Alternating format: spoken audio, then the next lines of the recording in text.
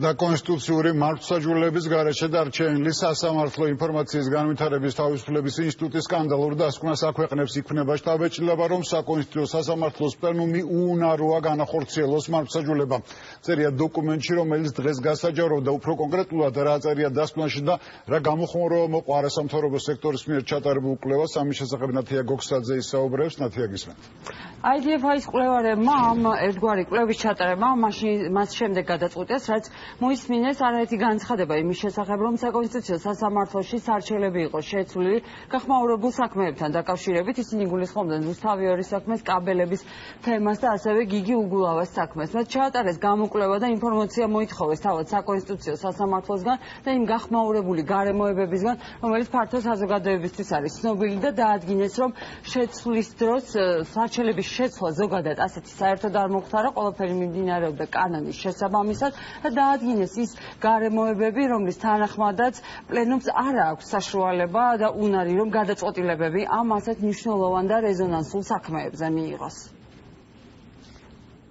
ვფიქრობ, რომ კონსტიტუციური სარჩელების რეგისტრაციის პროცესი იყო ღია. საქმის გამხილველი ყველა მოსამართლისთვის ხელმისაწვდომი იყო თითოეული დოკუმენტი და მათ სრული ინფორმირებლობის პირობებში მიიღეს გადაწყვეტილებები სარჩელების არსებითად განსახილველად მიღების შესახებ.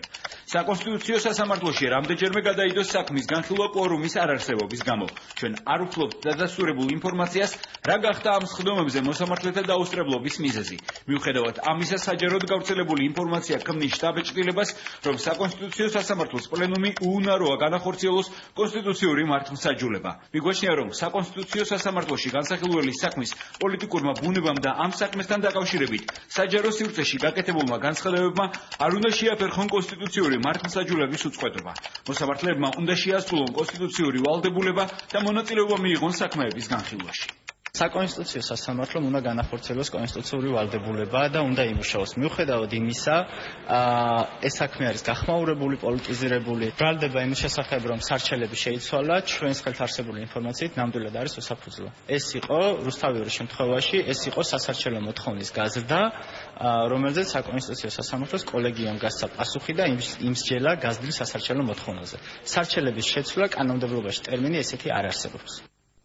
IDF-ის მიერ ჩატარებულ კვლევას უკვე კარგად იცნობენ იურისტები, რომლებიც სწორედ ამ გახმაურებულ საქმეებზე საუბრობენ. ჩვენ ვესაუბრეთ რუსთავიორის ეგრეთ წოდებული კაბელების საქმისა და გიგი უგულავას ადვოკატებს. ისინი ამბობენ, რომ კარგია, რომ დაინტერესდნენ არასამთავრობო ორგანიზაციები საკონსტიტუციო სასამართლოს მუშაობით და საინტერესოა ისიც, რომ მათაც დარჩათ შთაბეჭდილება და ეს ფაქტები დაადგინეს, რომ საკონსტიტუციო სასამართლოს მუშაობა პარალიზებულია.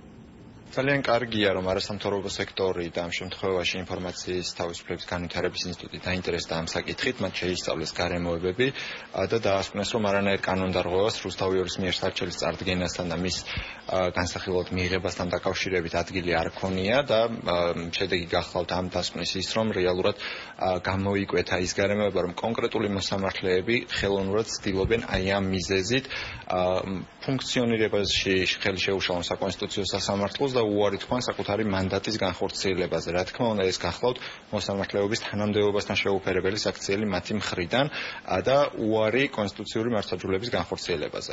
საკონსტიტუციო მართლმსაჯულება არის პარალიზებული. ხელისუფლების ბუნებრივია ძალისხმევით და ჩვენ ვხედავთ, რომ უკვე საკონსტიტუციო სასამართლოს პლენუმი ვერ იკრიბება და ვერ ახორციელებს მათზე დაკისრებულ მოვალეობას, ანუ კონსტიტუციურ მართლმსაჯულებას. მიზანმიმართულად ხდება ჩვენი კაბელების საქმისა და რუსთავიორის საქმის გაჭიანურება. დღევანდელი კვლევა პირდაპირ უჩვენებს, რომ საკონსტიტუციო სასამართლოს ბიძინა ივანიშვილის მიერ კონტროლირებადი მოსამართლეები ტურავა, ფაფიაშვილი, სიჭინავა, საბუტაშვილი, თავაძე ეს არიან საკონსტიტუციო სასამართლოში ბიძინა ივანიშვილის დესანტი, ხალხი, რომელიც ემსახურება არა კონსტიტუციურ მართლმსაჯულებას, არამედ ემსახურება ერთი ადამიანის შიზოფრენიულ ინტერესებს.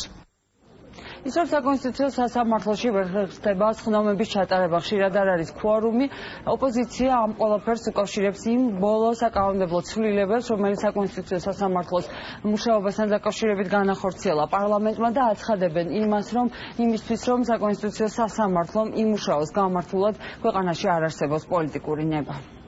IDF-ი ზუსტად ის დაადგინა, რადგან ჩვენ ვსაუბრობთ ამ თვეების განმავლობაში, კერძოდ ის, რომ ეს სრულებები, რომლებიც მიიღო ქართულმა ოცნებამ, იმიტომ იქნა მიღებული, რომ მოეხდინათ პარალიზება საკონსტიტუციო სასამართლოში.